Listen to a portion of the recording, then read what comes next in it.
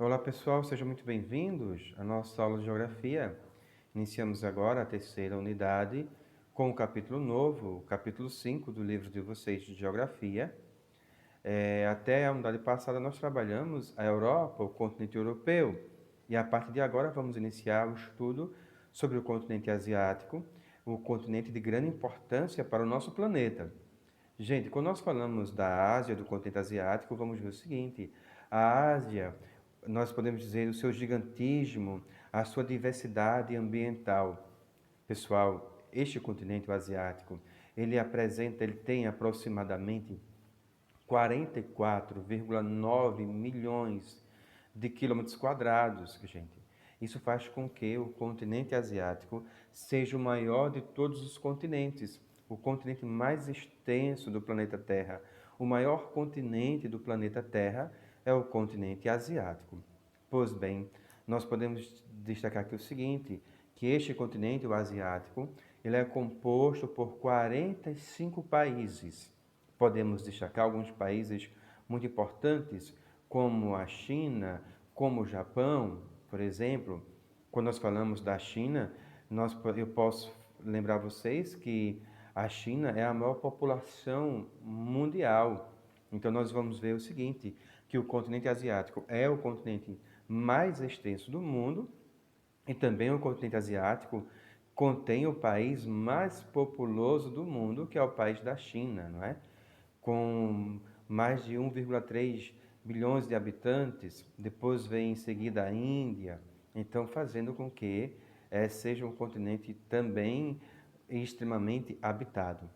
Pois bem, gente, o continente asiático que nós estamos trabalhando na aula de hoje, ele vai dos Montes Urais, o Montes Urais fica na Europa, tá? Até o Estreito de Bering, que separa a Ásia da América. Na questão ambiental, a Ásia tem um ambiente climático e botânico a norte. A norte estão as vastas regiões polares da Sibéria, a norte da Mongólia e as grandes altitudes do Himalaia, por exemplo, Tibete, tudo faz parte do continente asiático.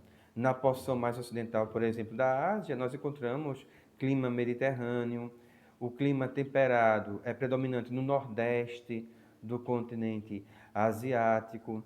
Nós podemos também ver o seguinte, quando nós falamos do nordeste do continente asiático, a gente vai destacar aqui um clima temperado, por exemplo, na China, né, no nordeste da China, no caso, no nordeste da China, e na região central do Japão também.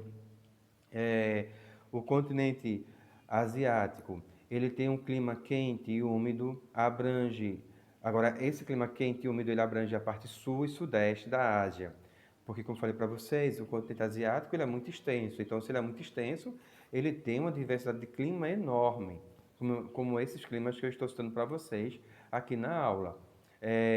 Por exemplo, o clima quente, não é que eu falei para vocês, na região sul e sudeste da Ásia, que vai se espalhar pela Índia, por Bangladesh, tá? Também o leste da China também. Esse continente, ele tem na sua hidrografia, a hidrografia asiática, é encontrada também uma grande diversidade de rios, uma multiplicidade de rios muito grande, como o Ganges, o rio Tigre, o rio Eufrates. Então, todos os rios utilizados, muitos deles para a prática agrícola, outros também para a prática religiosa, por exemplo, né? Há uma cerimônia religiosa muito comum no rio Ganges, na Índia. Por outro lado, há o cultivo também do arroz no Vietnã. Então, a gente vê o rio, ele tem essa dupla função, né? Tanto uma função da agricultura, né? No continente asiático, a o rio vai acabar ajudando, já que no continente asiático a atividade agrícola ela é afetada por quê? Porque o continente ele absorve mais calor do oceano, isso faz com que as massas de ar continentais elas subam rapidamente, provocando assim jarradas de ventos úmidos vindos do oceano, gerando muitas chuvas duradouras. Então, durante o inverno, por exemplo, as massas de ar continental, úmidas, elas se deslocam para o oceano, provocando muitas precipitações. E aí a gente vai ver o seguinte, que os rios, não é, têm a sua importância porque, por exemplo, o cultivo do arroz mesmo, o rio vai ter a sua grande importância. Então, são rios de grande importância dentro do continente asiático. E isso faz com que a Ásia se destaque cada vez mais, não é? E dentro do continente asiático, os rios, gente, eles são fundamentais para as sociedades asiáticas. Por esses motivos que eu falei para vocês. Primeiro, um motivo religioso, aonde é muito comum na Índia eles irem para a beira do rio Ganges e lá eles fazerem culto aos seus deuses.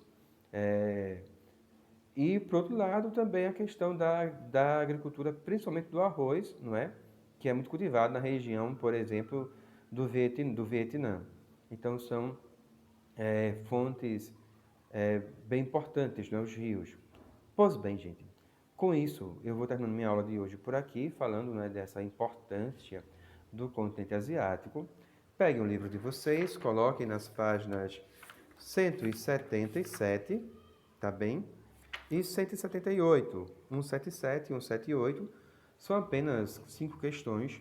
Respondam, mandem para mim ainda hoje, tá bem? Pessoal, quero só lembrar o seguinte, que algumas pessoas na primeira unidade não fizeram atividade, não foi? Pois bem, essas pessoas acabaram ficando com nota baixa e foram para recuperação, porque ficaram com nota, não é, abaixo de 6.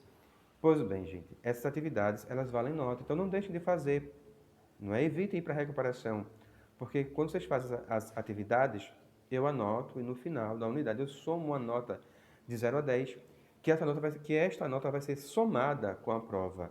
E daí eu tiro a média de vocês. Então não deixem de fazer as atividades, é importante, tá bom? Faça essa atividade e mande para mim ainda hoje. E até a próxima aula, se Deus quiser.